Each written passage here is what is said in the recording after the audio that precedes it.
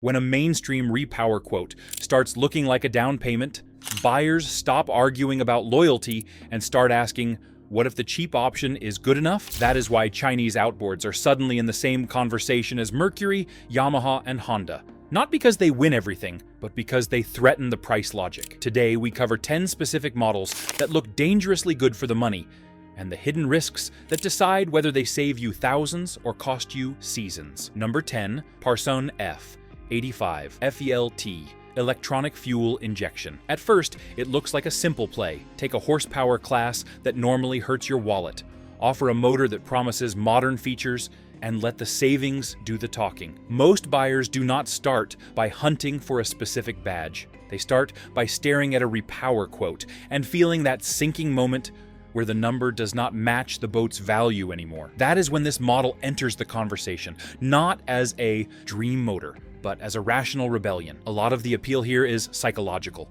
The 85 horsepower class sits in a sweet spot where boats feel properly alive again, but you are not yet paying serious offshore money.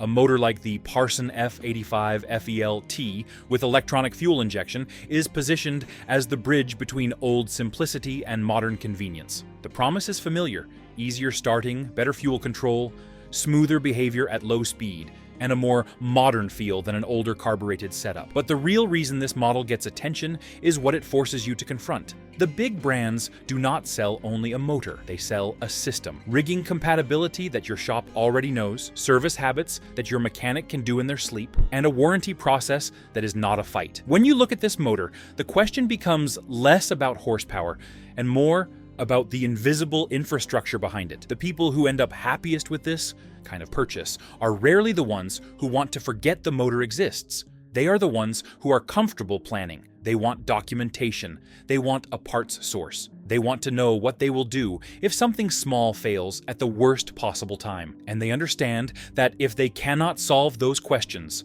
the price advantage can evaporate faster than anyone admits. If this one feels like the start of something bigger, that is because it is. There is a model in this list that takes the same idea and turns the pressure up until the entire category starts to feel unstable. Number 9, Hidea HDEF 115 FELT. Electronic fuel injection. Most people do not realize how quickly the mood changes once you cross into the 115 horsepower class. Up to a certain point, outboards are a nice upgrade. Then you hit that range where the motor starts to feel like the heart of a real family boat. Suddenly, the conversations are not about saving money for fun. They are about whether the boat will be usable, whether a weekend trip becomes a rescue story, and whether the resale value survives the next few years. That is why this model shows up so often in whispered debates. The Hidea HDEF 115 FELT electronic fuel injection sits in a power band where buyers are emotionally invested. You are not just picking a motor, you are choosing the kind of ownership you want. The supporters point to the basic logic: modern fuel control, a serious horsepower rating, and a price that can undercut what people expect to pay for a mainstream equivalent. In a market where everything feels inflated, that can feel like oxygen. But the skeptics focus on what is harder to measure.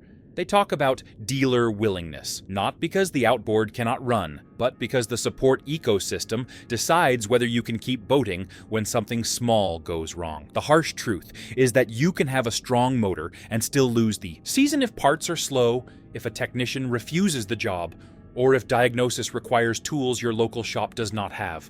That is not drama for the sake of drama. That is the real cost of stepping outside the mainstream pipeline. Some people will claim these motors destroy the big brands. That is not the honest way to say it. What they destroy is the comfort of pretending the badge is the whole story. A cheap 115 horsepower motor forces buyers to admit that price matters, even to loyalists. And it forces big brands to defend their value beyond marketing. 85 horsepower is where people try a deal. 115 horsepower is where people trust a deal. The same discount suddenly carries heavier consequences because the boat's role gets more serious. Number 8, Parsun F 115 FELT electronic fuel injection. In the middle of any repower debate, there is always the same moment. Someone says, "I just want something reliable," and another person replies, "Then buy what every shop supports." That is the safe answer. This motor exists to tempt you away from that safe answer without pretending you are invincible. The Parsun F115 FELT electronic fuel injection is not famous because it is the fastest or the smoothest. It is famous because it sits in the same emotional territory as the previous entry, but with a slightly different kind of reputation. If Hidea conversations often feel like, how good is it really? Parsun conversations often feel like, how established is it becoming? That difference matters because perception becomes its own currency in boating. On paper, the pitch is straightforward. You are getting a modern, electronically fuel-injected, 4-stroke in a core repower class. You are getting the kind of configuration people associate with long-range usability, smooth, idle, predictable fuel use, and a motor that feels more civilized than older designs. Buyers see that and imagine the best-case scenario: a clean install, a dependable season, and a repower that does not require a loan that lasts longer than the boat. Then, the reality arrives in smaller details. What controls fit cleanly, what harnesses are readily available, whether the gauge package speaks the same language as the rest of your helm, whether the shop will even schedule you during peak season. And the biggest one, what happens if an electronic fuel injection component misbehaves in a way that is not obvious? The big brands have a deep bench of experience there. Smaller networks do not always. The reason this model stays in the conversation is that it is neither an obvious disaster nor an obvious win. It lives in the gray zone, where a cautious buyer can make it work, and a careless buyer can turn it into a nightmare. And that ambiguity is exactly why it triggers so many arguments. In this tier, the motor upgrades the boat. In the next one, the motor rewrites the boat's identity. Range grows, loads grow, consequences grow. If you want more scripts that cut through brochure talk, hit like and subscribe. And tell me in the comments, have you actually seen one of these Chinese models running in real life? And if you have, was it a surprise win or a quiet headache? Number 7. Hidea HDEF 175 Electronic Fuel Injection. Once you enter this category, you are no longer talking about a motor as an accessory. You are talking about a motor that changes the identity of the boat. The 175 horsepower class is where hulls feel genuinely capable, where towing, range, and load start to matter, and where a bad decision stops being annoying and becomes expensive. The Hidea HDEF 175 electronic fuel injection represents a kind of ambition that did not exist in casual conversation a few years ago. People used to treat Chinese outboards as small, simple, and disposable. This model is the opposite of that. Stereotype. It is a declaration that the manufacturer is chasing the full ladder, from utility motors to serious transoms. And that shift alone is why this motor belongs on the list. The promise here is not subtle. More power, modern fuel control, and a price that can make mainstream equivalents feel out of reach. In a market where boaters complain that everything has doubled, this is the kind of entry that feels like a crack in the wall. It invites the thought, maybe I do not have to play by the old rules, but the consequences are bigger too. In this range, your boating habits change. You are likely to travel farther. You are more likely to carry passengers. You are more likely to use the boat when conditions are not perfect. That is when support becomes more than a convenience. It becomes a risk management tool. It is reasonable to be impressed by the existence of this model. It is also reasonable to be cautious about what ownership looks like if you are not near a strong importer and a competent service pipeline. People who buy into this range without a plan are the ones who end up telling the never again stories. Ambition is one thing, disruption is another. Past this point, buyers stop comparing motors. Start comparing belief systems. Resale risk becomes a weapon. Number 6. Parsun F300FXT Electronic Fuel Injection. The first thing people do when they hear a Chinese manufacturer has a 300 horsepower outboard is not compare it to their current motor.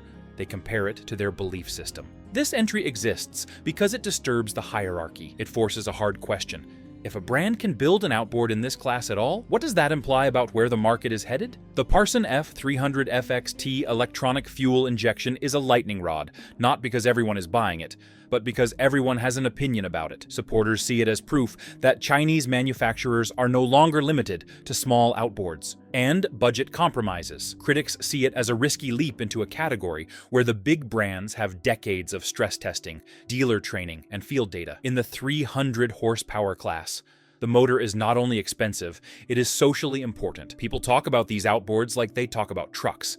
They become identity objects. That is why a challenger here creates a reaction far beyond its sales numbers. It is not just an outboard. It is a symbol that the old map is being redrawn. And yet, the most grounded way to look at it is simple. The outboard may exist. It may run well. It may even impress. But the ownership question remains the same, only amplified. Who will support it? How quickly can parts arrive? And what is the exit strategy if the market punishes you at resale time? In this range, resale is not a minor detail. It can be the difference between a smart purchase and an expensive trap. This is also where you should pay attention to what people do, not what they say. Enthusiasts argue online. Dealers stay quiet. Mechanics hesitate. Owners who are truly satisfied tend to sound calm, not defensive. That is usually a clue. Now, reset the scoreboard. Forget status. Focus on start, push, return. This chapter lives in pure usefulness, where reliability becomes identity and bragging rights disappear completely. Number 5. Hidea HDF 9.9. The most interesting small outboards are not the ones that try to be heroes. They are the ones that quietly become essential. This class is where people stop chasing bragging rights and start chasing reliability in the purest form. The thing starts, it pushes the boat, and it gets you home. That is why a 9.9 horsepower motor can matter more than a 150 horsepower motor in certain lives. It is the tender outboard that must work every time. It is the kicker that saves a long day when the main motor is having a bad moment. It is the small utility power that keeps a trip from turning into a tow. The Hidea HDF 9.9 belongs here because it is the kind of outboard that creates a secret loyalty. People do not always brag about a cheap small motor, but they talk about it in private when it surprises them. This is the hidden dealer pick effect. Not every dealer will recommend it publicly, but many people have heard a version of the same line. If you insist on saving money, at least get something in this class, because it is the most forgiving. Still, this is not a fairy tale. The risk is not that it cannot run. The risk is ownership friction. A small outboard often lives a hard life. Salt spray, beach landings, rough transport, and casual maintenance. That is when parts availability and build quality show themselves. A 9.9 that runs well for a season is nice. A 9.9 that runs well for years becomes a legend. And now that you have felt how powerful a small surprise can be, the next one pushes that surprise into a more extreme direction, where the price looks almost unreal, and the consequences can be immediate. Number 4. Hangkai M 3.5. This is the kind of motor that people buy with a smirk and then stare at with a mix of hope and suspicion. It lives in the world of tiny inflatables, pond boats, and I just need something that moves. And because it is so cheap relative to everything else in boating, it becomes the ultimate temptation. The Hangkai M 3.5 is not famous because it is refined. It is famous because it exists at a price point that breaks people's expectations. The first argument in its favor is always the same. If it runs at all, I am already winning. That logic can be true in the right setting. If you are close to shore, if you are experimenting, if you are willing to inspect and tinker, this can be the kind of outboard that makes boating accessible. But the downside is not theoretical. Cheap small outboards often show their cost cutting in the parts. You do not see on the showroom floor fuel lines, clamps, corrosion resistance, and general finishing quality. A motor like this demands a different attitude. You do not mount it and forget it. You mount it and watch it. You check it. You replace weak parts before they fail. You treat it like a project, not a promise. Do you want smooth managed behavior or raw, punchy shove? And do you value fewer systems to diagnose or a cleaner modern setup that depends on the right tools? Number 3. Parsun T90BMLD. Some outboards start debates because of the badge. Others start debates because of the design philosophy. Two-stroke outboards still have a certain mythology in the minds of boaters. Punchy acceleration, lighter weight, fewer moving parts, and a raw feeling that four-stroke owners sometimes envy. They also carry a reputation for smoke, noise, and a kind of mechanical attitude that is not always polite. The Parsun T90BMLD sits right in the center of that mythology. The 90 horsepower class is where two-stroke character can feel like an advantage, especially on hulls that need a quick shove onto plane. It is also a class where buyers who are tired of complexity start looking for something that feels more direct. The appeal here is not only price, it is the idea that you can buy power without buying a lifestyle of electronics, sensors, and specialist diagnosis. People who favor this kind of outboard often describe it the same way. I want something I can understand. Whether that is truly realistic depends on the owner, but the sentiment is real. And yet, even here, support matters. A two-stroke can be mechanically simpler in some ways, but it still needs parts, and it still needs someone who will work on it. The biggest mistake buyers make is thinking simplicity equals immunity. A simple outboard with no part support is still a headache, and in boating, headaches can become expensive quickly. Some observers think that as four-stroke complexity increases across the industry, there will be a quiet return of interest in simpler designs, at least for certain uses. Others think regulations and market trends will keep pushing the opposite direction. You do not need to pick a side to see the tension building, because the next one takes the modern route again, not with a novelty outboard, but with a model that sits in the core of what everyday boaters actually buy when they repower for real. Number 2, Hidea HDEF, 60 electronic fuel injection. There is a reason the 60 horsepower class is so important. It is the level where small boats stop feeling small, where pontoons become genuinely useful, and where a repower decision can transform how the boat lives. It is also the class where price sensitivity is brutal, because many buyers are not upgrading for fun. They are replacing a tired motor because they have to. The Hidea HDEF 60 electronic fuel injection fits into that pressure zone perfectly. It is modern, enough to promise the conveniences people now expect: clean starting, predictable behavior, and fuel control that feels less like an old machine and more like a managed system. The price advantage, depending on the market and importer, can make it feel like a cheat code. But this is also where the support gap becomes the defining factor. A 60 horsepower outboard is often used hard. It runs long hours. It sees shallow water. It sees family trips, fishing days, and loads that fluctuate. That is when a small issue becomes a big inconvenience. If the local service ecosystem is strong, this model can feel like a smart move. If it is weak, it can become the kind of motor that runs great until the day it does not, and then your season pauses. The most grounded way to think about this model is not as a revolution, but as a test. It tests how much value you place on the network behind the outboard. It tests how comfortable you are with planning. And it tests how quickly the market will accept these motors as normal rather than exotic. Finally, we arrive at the top of the list. This is the entry that captures the entire story in one model: high horsepower, modern fuel delivery, big expectations, and the kind of stakes that can turn a deal into a legend or a warning. Number 1, Hidea HDEF, 130 electronic fuel injection. This is the moment where the conversation stops being about cheap motors and starts being about category disruption. A 130 horsepower outboard sits in a range where many owners are not just cruising a small lake. They are carrying passengers, towing, traveling, and relying on the outboard as the core of their boating life. That is why this model feels like a statement. The Hidea HDEF 130 electronic fuel injection represents a kind of confidence that would have sounded unrealistic not that long ago. It is not only the horsepower number, it is the implication. The manufacturer believes it can compete in a mainstream band where buyers are demanding, where reputations matter, and where mistakes are expensive. The destroy claim, if you want to be honest, is not about outperforming a premium outboard in every condition. It is about destroying the comfort of ignoring the price gap. When a model like this appears, it forces every buyer to ask how much of a mainstream price is the outboard itself, and how much is the ecosystem, the dealers, the warranty process, the parts pipeline, the resale confidence, and the fact that someone will pick up the phone when you are stuck. Some people believe these challengers will keep climbing until the market has to adjust.